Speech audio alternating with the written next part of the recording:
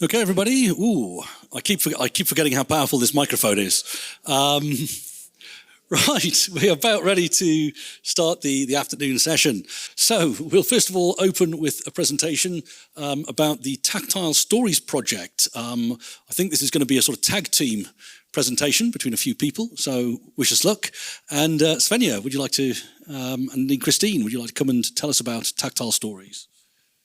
Yes, so in the end we will be quite some people, but let's start with the two of us.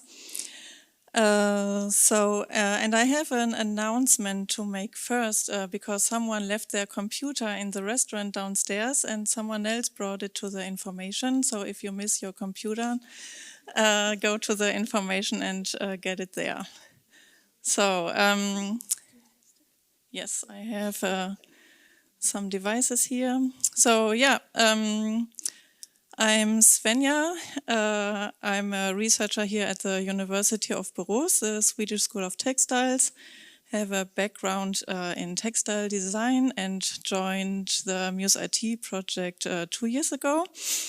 And especially for the purpose of co-designing and also like subjective interpretations of cultural artifacts. So developing multisensory and multi-layered representations of tangible and intangible cultural assets for enhanced accessibility and inclusion. And this new perspective really changed a lot in the way I'm working and brought a whole new perspective into also my usual work on more than human perspectives to design. So it all got mixed up and we are integrating now also inclusion and accessibility into the Insect Summer Camp, which is another story and project that we are doing since 2022. And that's where I met Christina Diekmann, who will introduce herself in a minute. And yeah, she brought her technology to the camp and her work as a media artist. And from there, we decided we should do something together. And that's how the Tactile Stories project came about. But before also, I was so inspired by this new topic of inclusion that I thought, okay, what happens when insects and especially insect vibrational communication comes together with inclusive information practices and research through art and design. So we built this group and new research network with a bunch of people and organized a couple of online events where we introduced ourselves to our different practices. And that's multi-species perspectives or more than human design, biotremology, that's the science of vibrational communication in animals. Then we also had quite many sessions about haptic communication and of course also soft interfaces and interpretive sound. Yeah, and then the Tactile Stories project is just the result of all these kinds of fields meeting and wanting to contribute something to the Muse IT project that's co-creative and also includes all our practices and interests. And then I will hand over to Christina. Thank you. Okay, thank you. Thank you so much. It's really great to be here. My name is Christine Diekmann. I'm here from the US and have been working with people from the Vibra Research Network and the Insect Summer Camp since last year. So I'm very happy to be able to be here today to tell you a little bit about the Tactile Stories project, but also I would like to talk about the genesis of the Tactile Audio project is what we are calling it now. So you can go to the next one. Actually, let's go back one. I just wanted to say if you go to tactileaudio.org, what you're going to find there is a set of instructions for approaching and building a capacitive, touch-sensitive technology. And you'll also find a link there to some of the projects. So feel free to go to that site, and I'll talk a little bit more about it later. One of the things I'm really concerned with is creating intersubjective experiences and relationships between the listener and maybe the storyteller. And I found that touch is a really important way to enrich relational experience.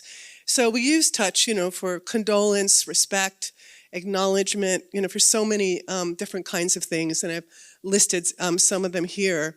And also, I'm interested in joining together touch and listening to create this kind of empathic relationship between the storyteller and the listener so that it becomes a multisensory experience. A big part of this project is the sensor creation. And what happens is that there are capacitive sensors that play audio files that are produced by the storyteller.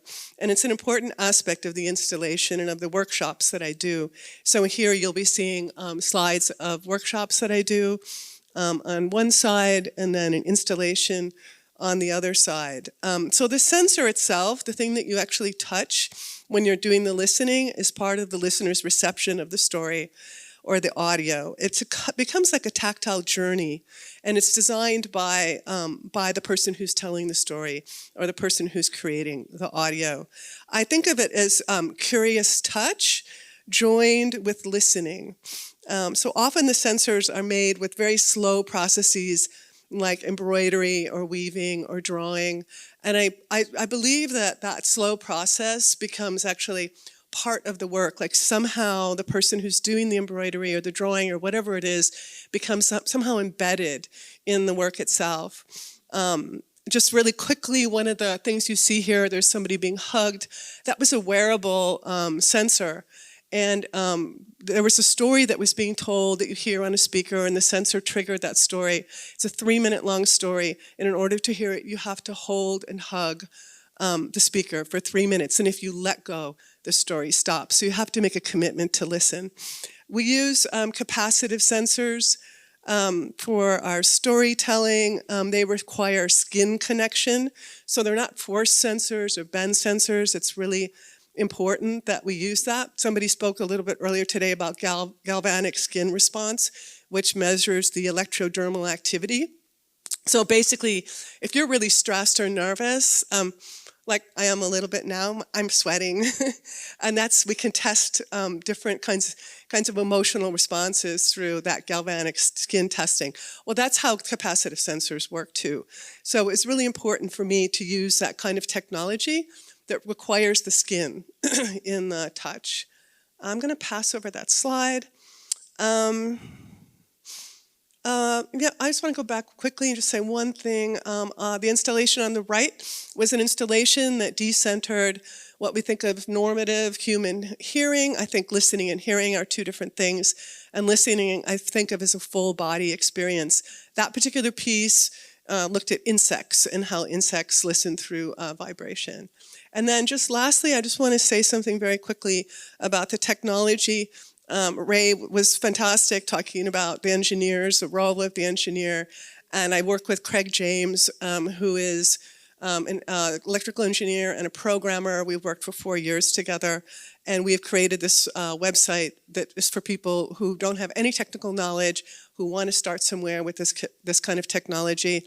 Our most recent part is that all of the coding, instead of going into the Arduino app, which uses C, all the coding can be done by this toggle. Access creates the code for you. And we've also just added a vibrational designer, so you can design your own vibration patterns.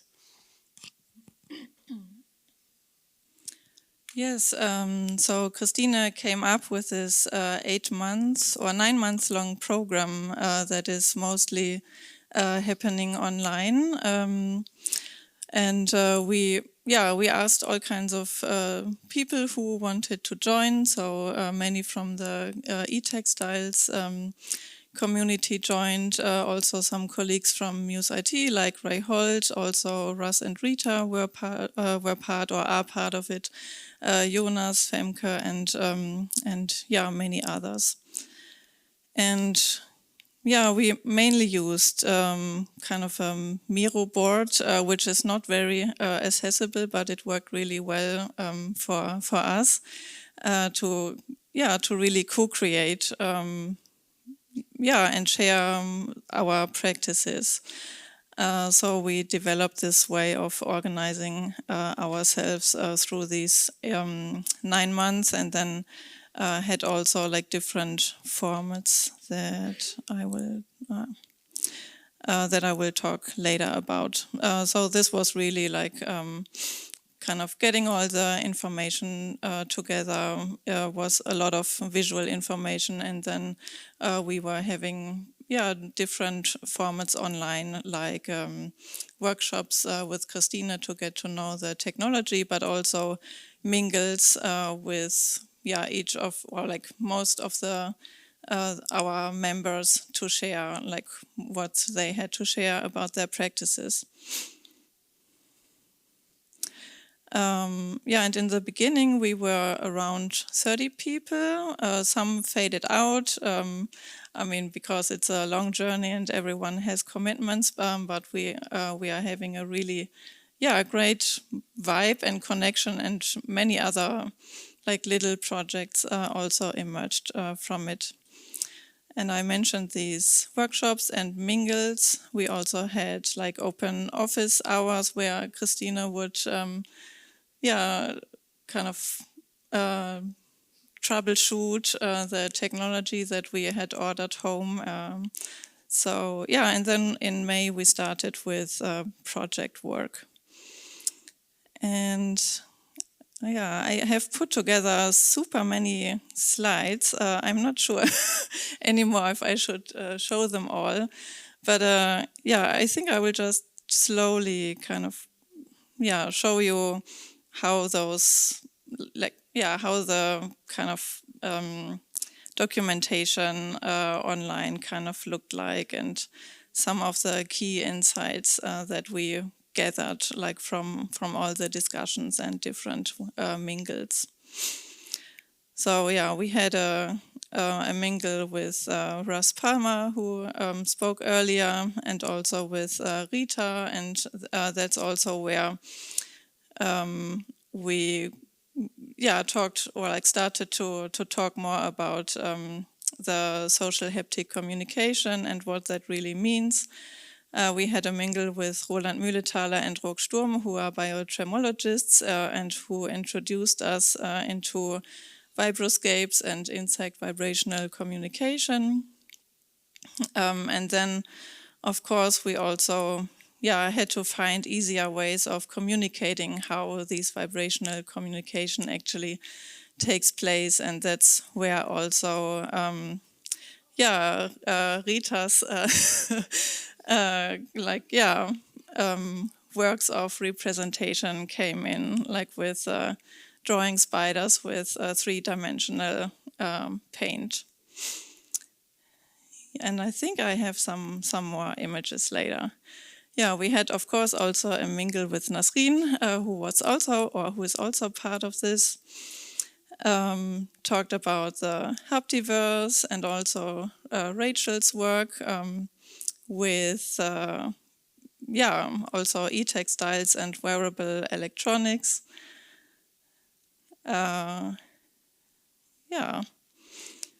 So the Miro board is really crowded with lots of interesting information. Then Doa and Emily are also in this room. We're also part of it, and of course we all have like really interesting backgrounds and have worked with inclusion or touch through clothing and e-textiles before, also with music and movement-based and haptic musical interactions in case of Doa. She has also been in touch with Muse IT right from the beginning. And and then at some point we got to the project work. And yeah, then kind of started to think, okay, where will we actually showcase these projects? And and then we decided, okay, we will work with like one of the exhibitions that's at show at the Röska Design Museum, and we will work with a couple of clothing that are available here at the Textile Museum.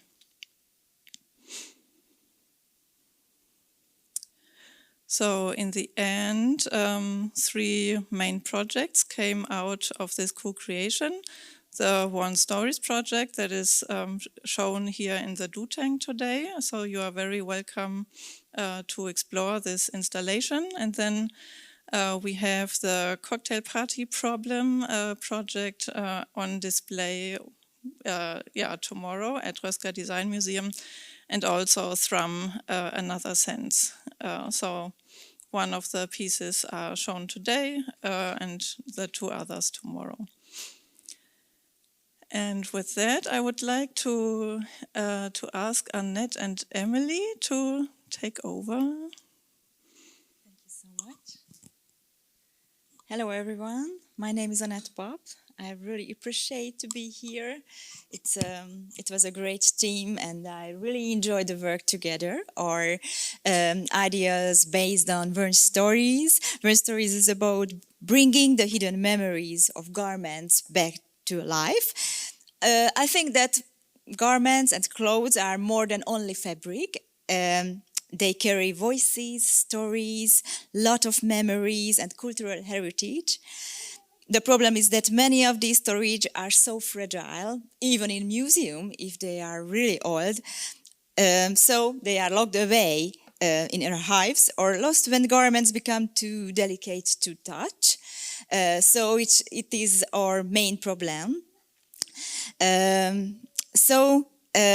We try to solve this problem and use our ideas. We found 3 main garments: 2 female, 1 full folk garment, and 1 black wedding dress, and 1 whole male garments with little interesting tiny elements. And these are so interesting for us. I'm a textile designer, so it is exactly the most important part of the project. So our starting point was a simple but powerful question: how can the stories embedded in clothing be preserved and re-experienced? We created a methodology in this project. We had to research a lot about these folk elements because we are so international group. So I didn't know a lot about Swedish folk traditional heritage. We could interview 2 very kind women who recreated the old traditional garments. So we have a lot of information about these dresses. Then we started to prototyping, created our ideas and used the new knowledge about Christine. We restarted the prototyping process. We had a lot of feedback from each other week by week. And yesterday we finally could build in our ideas into this little exhibition. There are 4 main ideas. We created an interactive garments. 1 for the wedding dress and 1 for the folk dress. Our idea is that it can be a useful, playful situation for everybody, because it's only a garment.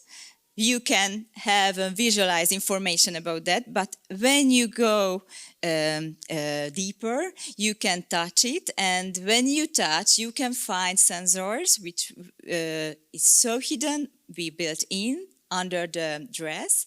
And when you find one sensor, you can hear the sounds from the information about making, about the fabric, about the garment. We call that project Treasure Hunt. You can get one card, you can dot a point where you found these informations, and you can create the whole mental information about the whole garment.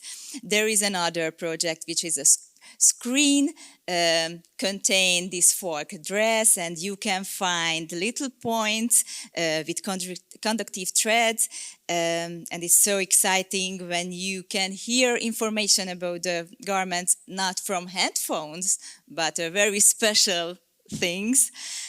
So it was so exciting for me. And there is a very interesting project, Textile Fossils, Anya's work, who created 3D scan version from the male garments. She found very interesting little tiny elements. She recreated these elements from conductive filaments, 3D printed version, as a textile fossil. So we are in the future, and we can go back to the past when we find these little elements, and when you touch it, you can hear voice, sounds, information. This is Textile Fossils. Do you want to be the next? Hello, so I'm Emily Giles. I'm an artist and researcher based at Arts University Bournemouth from a HCI background. We'll see how long I can talk for before my toddler comes and rugby tackles me to the ground. Oh, God, she might be about to do that.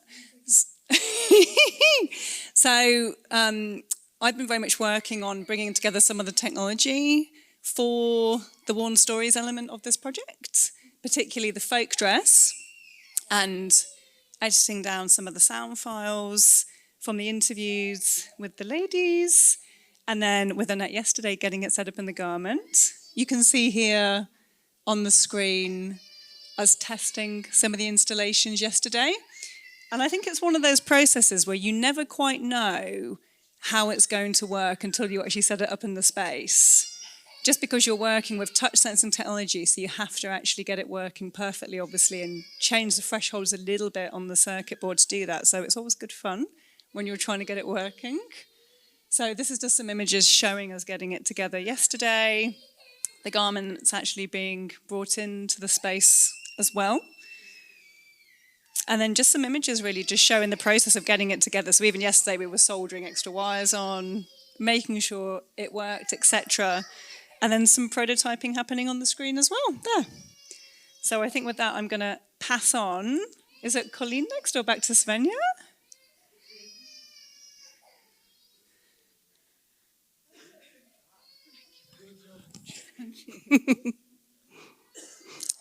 Okay.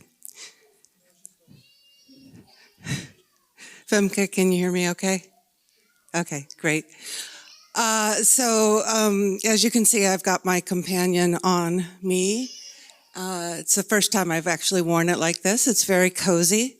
It's been my companion for about 3 or 4 weeks as I've been creating it. And I'm calling the piece Thrum, which is both kind of a low, continuous sound and also reference to like a repeated texture in textiles. So it has both a tactile and a sonic meaning to it. So we had about 8 of us working on it together, and although the Miro board is not a particularly accessible application, it is really good for working across long distances. And so I really appreciate this is one of the most multinational projects I've worked on, meeting people here in person for the first time, some of them today.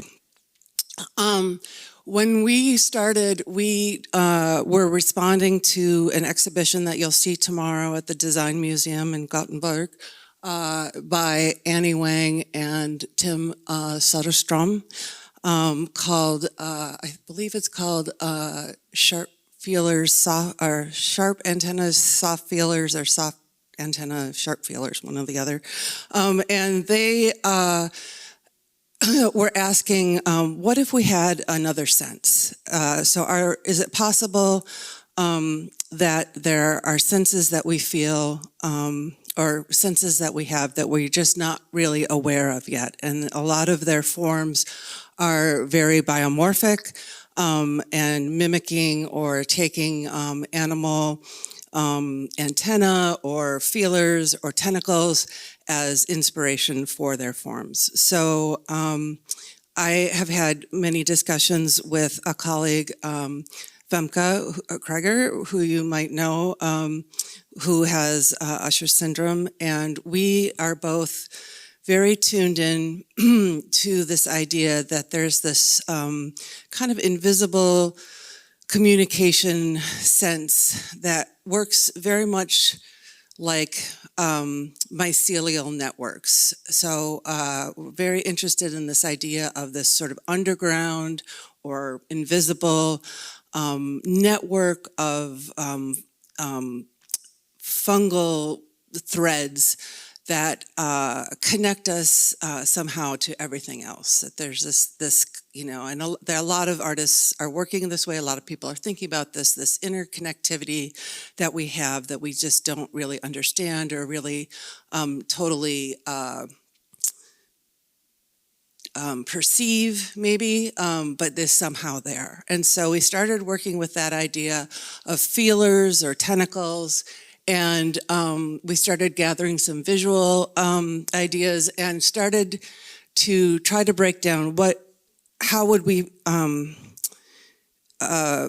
represent another sense. And so we were looking at structure and sight, sound and vibration, textures and conductivity, and communication and substrate. And we got interested in the idea of knots. We went to a familiar place of fiber art and sound, obviously using the tactile sense kit that we've been studying.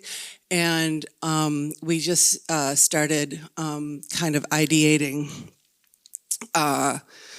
using the metaphors of knots and rings, and just wanting to kind of,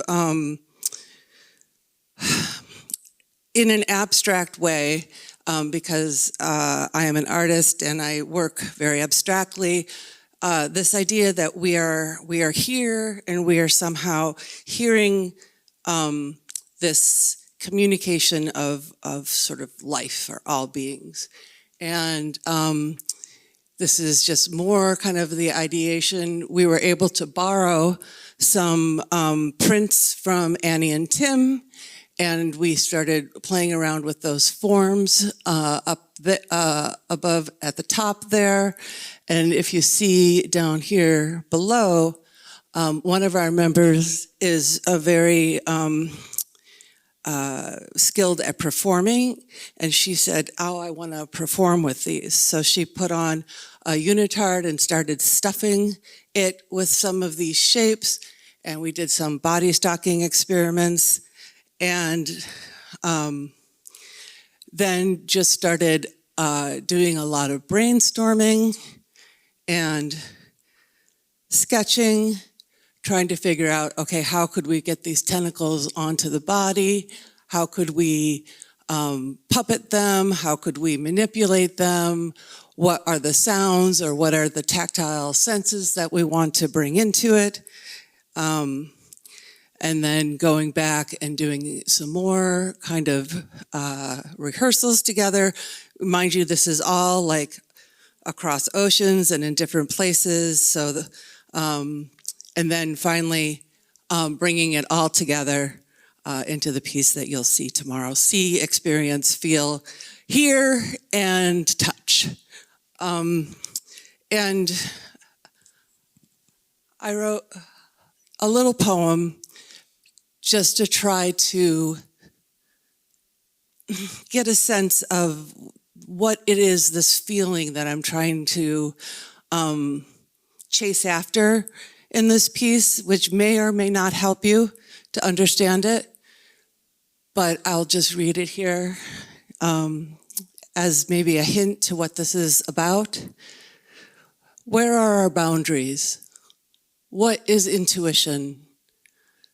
Sometimes when I can settle, find stillness in my body, I can access an energy and consciousness that feels like a thrum. It feels like weather. It feels like an inner body breeze. It feels like ripples in water or vibrations on the taut surface of a drum. It feels like a calling, like a connection to a vastness. My intuition says, finally, you've arrived. Thanks. I will hand it back to Svenja, I believe.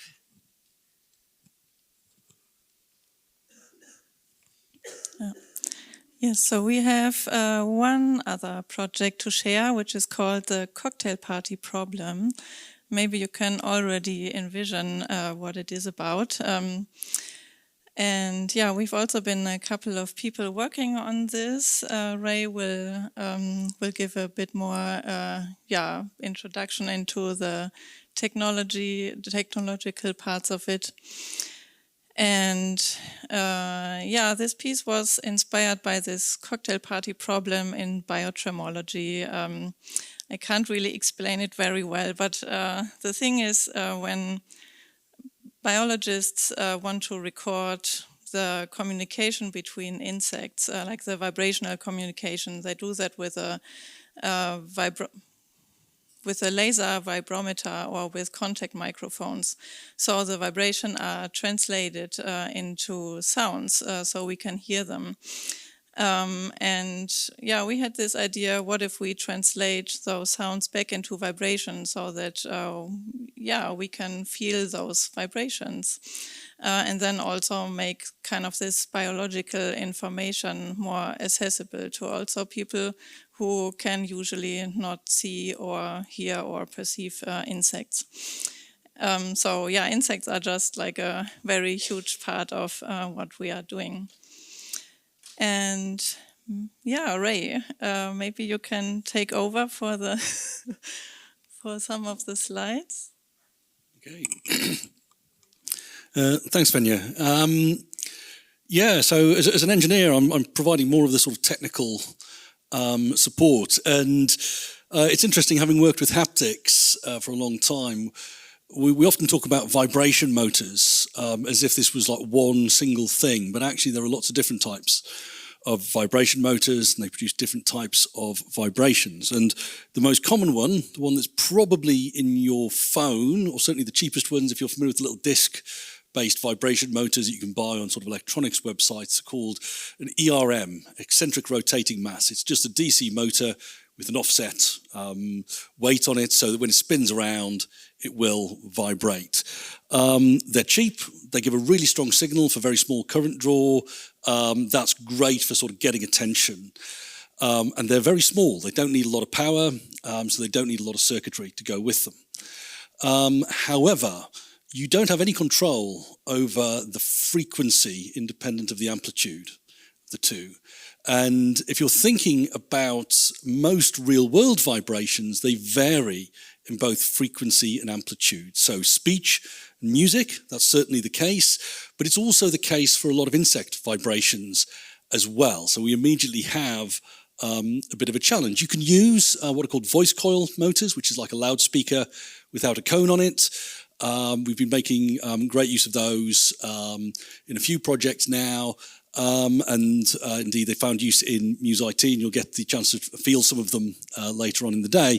But they'll cost about €80 each, compared to maybe €8 for a more expensive ERM, down to like €1 or something for the very, very cheap ones. And they also require proper amplification,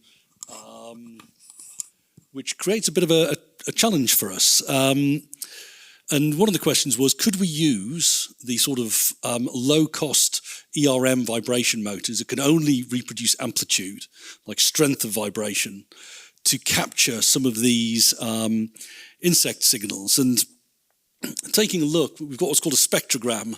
For those of you who aren't familiar, it basically shows time along the bottom Up the side, it shows the frequency of sound or vibration that's been experienced, and the amount of brightness indicates how strong that signal is. So on the left-hand side, we have a pattern where the pitch, although it's got a few different frequencies in it, largely remains constant. And you can see the brightness sort of pulses in and out. So it's like a sort of rhythm, largely rhythmic. On the right-hand side, we have another insect pattern, and you can see there is a lot of variation in the frequency. So we see the lines sort of loop up and down across the frequencies as well as getting stronger. So the one here on the right, sorry, your left, my right. The one on the left is one that we could probably reproduce quite well through an ERM motor because it's largely kind of amplitude information. The one on the left, on the other hand, we would find much more difficult. So that sort of limited which insects we could approach. There was then another challenge, which is when we got the recordings from Rock Sturm, who had kindly provided them. I first put them on, listened to the wave files he had provided from the laser vibrometer, couldn't hear a thing. And I emailed him back and said, there's nothing in this file. Actually, when I looked at the spectrogram, I could see there was information. You can see it up there.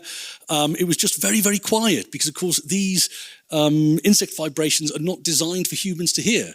They're not of the kind of amplitude that we want. So there's a certain amount of processing that's required in order to amplify that. So once I actually amplified the information or the sound, immediately I could see there was actually a signal in there. The problem is when you amplify the signal, you amplify all the noise.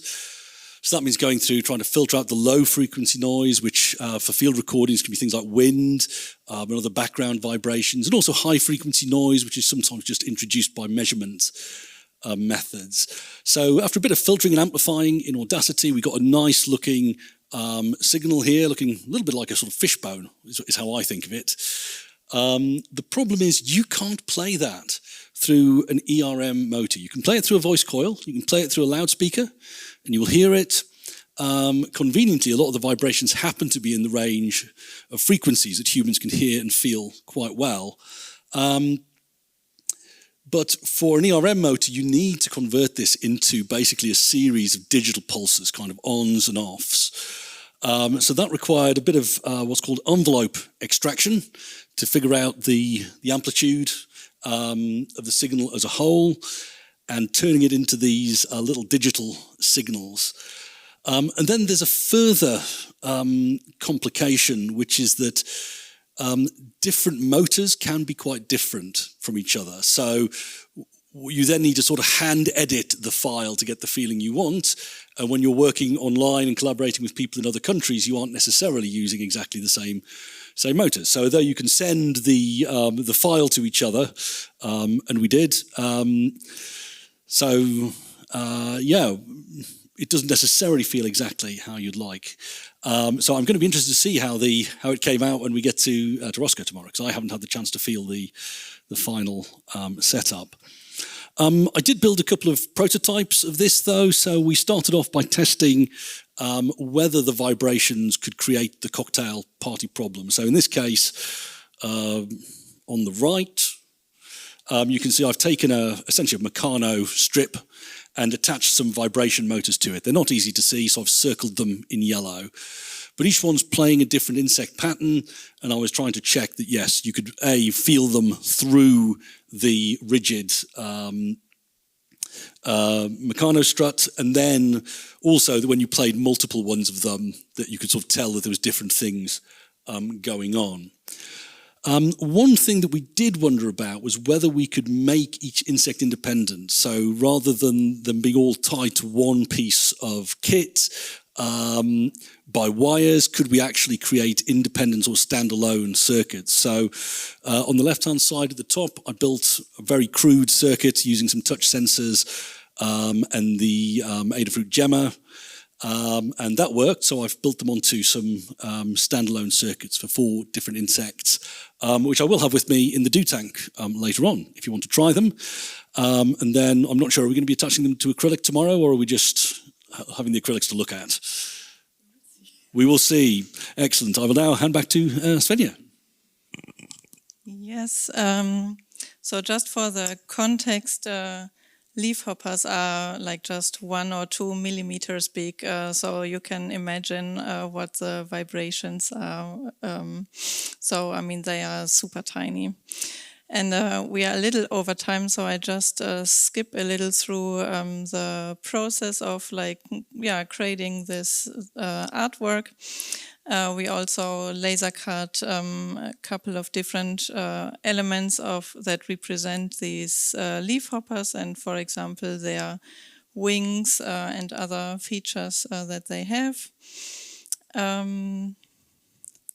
And we ran like one prototype during the insect summer camp and just hooked up the vibration motors to a normal plant, which we also decided for the piece at the Röska Design Museum. And you are welcome to try that tomorrow. And with that, so kind of rounding off, today you can see here the One Stories project at the Do Tank, and then the other 2 projects tomorrow.